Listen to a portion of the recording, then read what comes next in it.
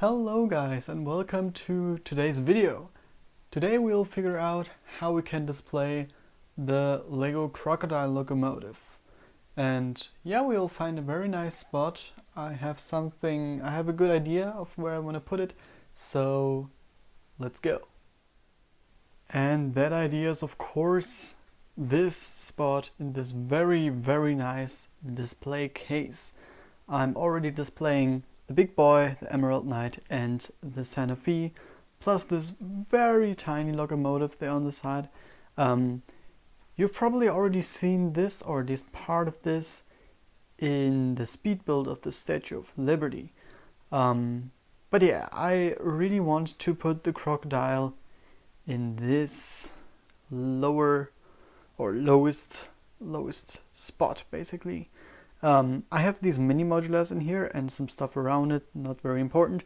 But yeah, so I have a tiny problem, and that is that the base of the Crocodile Locomotive is 10 studs wide, the custom track that comes with it.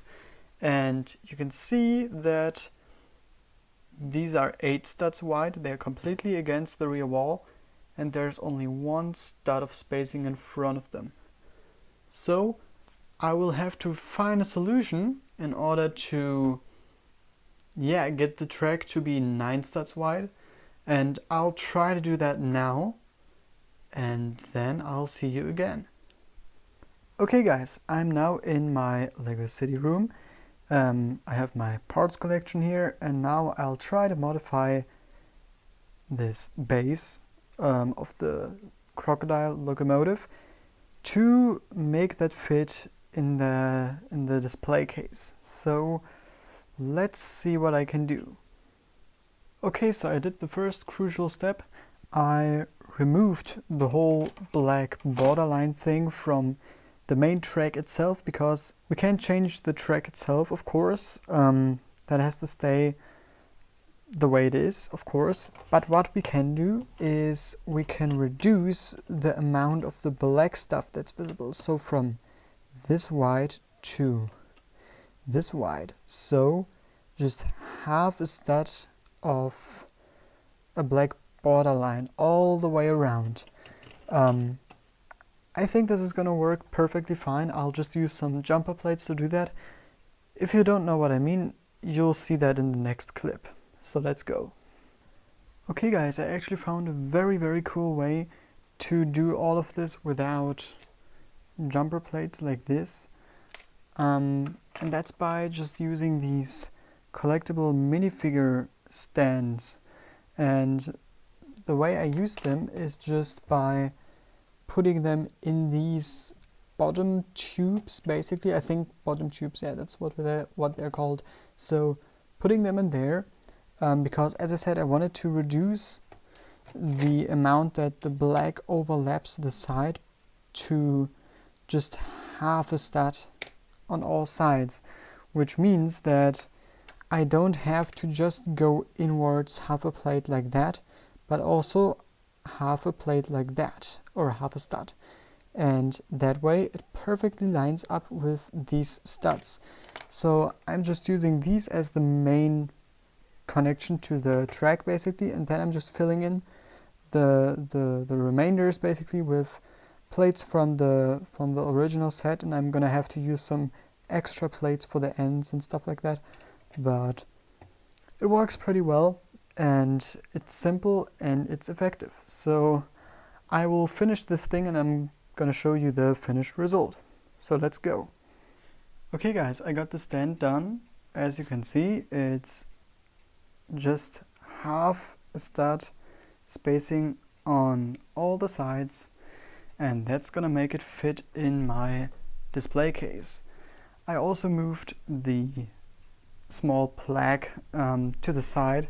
Before that it was like right here or something like that, and I just put it there, you know, very simple. Just attached it down there with a black plate, so that's no big deal. And that's pretty much that. I'll now show you how that looks in the display case. Okay, before I can place this amazing locomotive on the, I'm not gonna say improved, but on the changed stand, I will have to get this thing cleared out. And there's one big problem about this display case. It's definitely not made to display Lego trains or things that are as heavy as Lego trains. And you can see that I built a Lego support out of transclear pieces here, another one there, and another one there, because this would never, like these small, I'm gonna call them planks right now, these things would never hold the weight of the big boy or the Emerald Knight or the Santa Fe. It would dramatically bend and it would look just terrible. So I had to build this with these transclear supports so that it rests basically mostly on this lower thing, and it worked so far. It worked pretty well.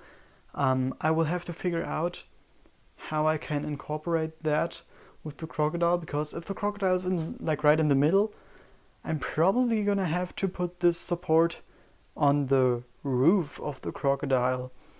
It's a little bit stupid and it makes it more difficult to take the locomotives out, but there's simply no way around it. Otherwise these basically 3 top layers would just all bend and that wouldn't really look very good. So yeah, but I'll take that stuff out now and then we'll see how the crocodile looks in there. So let's go. What do you guys think? I think it looks awesome. It really looks very, very nice. So this fits in very well down here. It just, I don't know, it looks fantastic. It's a new color basically to this display case. And yeah, I mean the special track of course looks very different from the other stuff, but it makes this thing look almost like a premium model or something like that. It looks really cool. So yeah, I'll just fill in the gaps on the left and right with some of the other stuff that was there before, because it looks a little bit empty, but yeah, it's really cool. So it works perfectly fine, as you can see. It basically fits perfectly. I have the plaque here, and I put in one of these supports. As I said, it's just sitting on the roof there, pretty much. And that's kind of making everything a little bit more straight. If you look closely, you can see that the top layer there, or like this top plank where the big boy is on, is a little bit bent, but whatever. So that's pretty much that. The only thing that I have to do is just putting the glass paints back in, and that's gonna be it. But yeah, I think that's all for this video. Not a very, very long one, but now you know where I store my crocodile locomotive. And it looks perfect, it looks awesome. I love it. And that's all for today. I hope you enjoyed this video, and I'll see you next time.